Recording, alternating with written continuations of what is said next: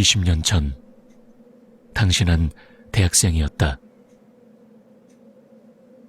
여름 방학 시즌에 차를 타고 시골 집으로 가고 있을 때였다. 그땐 항상 다니던 길과는 다른 길로 갔다.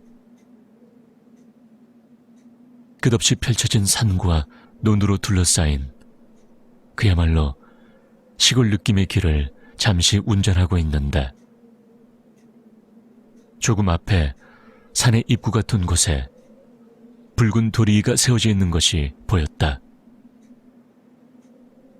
매우 오래된 분위기가 좋았기에 차를 세우고 난 잠시 둘러보기로 했다.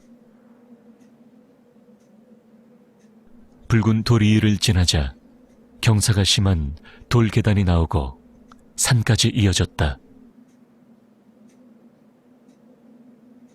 인기척은 전혀 없고 주변은 나무에 둘러싸여서 어둑했고 돌 계단에는 이끼가 빽빽이 나서 조심스레 올라갔다.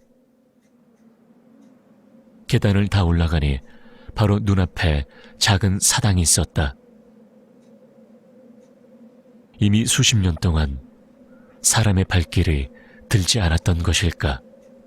건물은 심하게 낡아 있었다. 모처럼 왔으니 손을 모아서 참배를 한 후 돌계단을 내려와서 집으로 향했다. 그때는 아무런 일도 일어나지 않았다. 하지만 그날 이후로 이상한 꿈을 꾸게 되었다. 꿈속에서 난 그 돌 위를 지나서 돌 계단을 오르고 사당 앞에서 참배를 하고 다시 돌 계단을 내려오는 그때와 같은 행동을 하고 있었다. 그리고 사흘 연속 같은 꿈을 꾸었다. 기분은 나빴지만 다행히 4일 이후로는 그 꿈을 꾸지 않았다.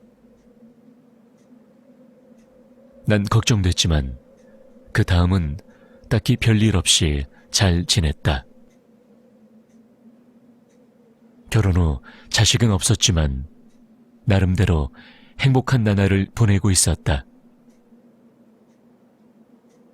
그 붉은 도리이도 핵의 망측한 꿈도 까맣게 잊고 살았다.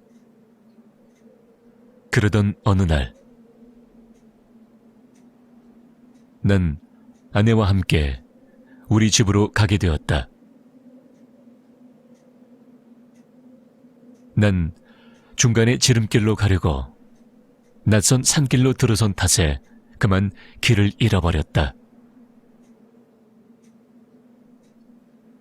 망연자실한 와중에 어떤 할머니가 길가에서 걸어가고 있길래 난 그 할머니에게 길을 물었고 그 할머니는 싱글벙글하면서 정중하게 가르쳐 줬다.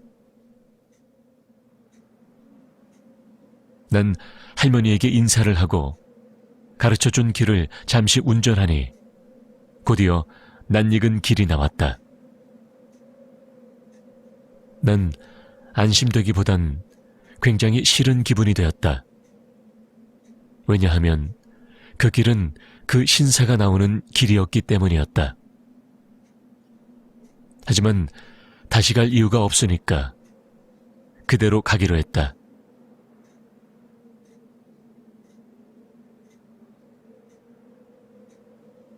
좀 가자 붉은 도리가 나왔다. 난 신경 쓰지 않고 지나가려고 했지만 붉은 도리 앞에 누군가 있었다.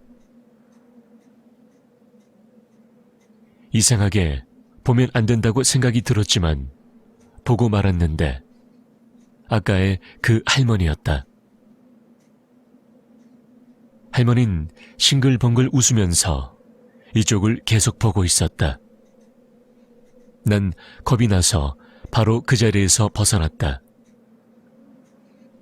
잠시 후 항상 다니는 길로 나와서 조금 안심했는데 문득 조수석의 아내를 보니까 얼굴이 창백한 상태였다.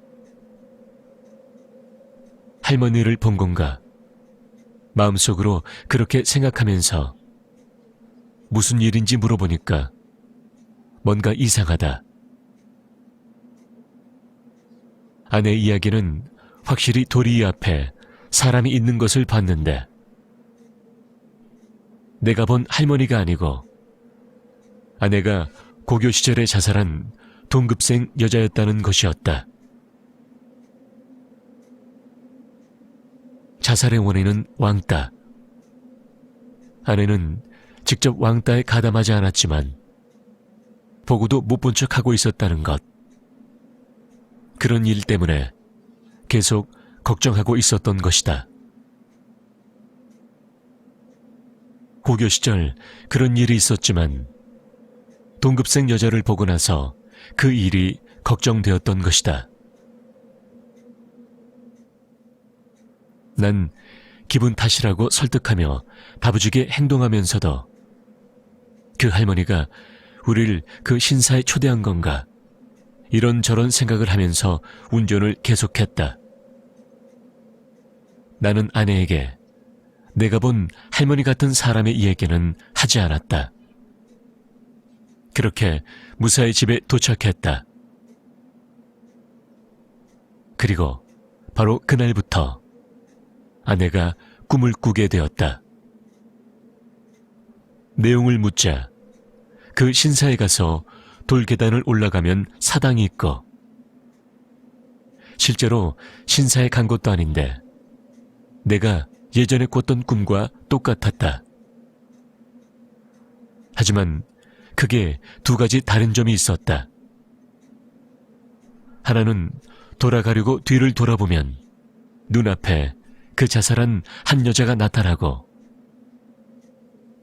또 다른 것은 수십 일이 지나도 같은 꿈을 계속 꾸는 것이었다.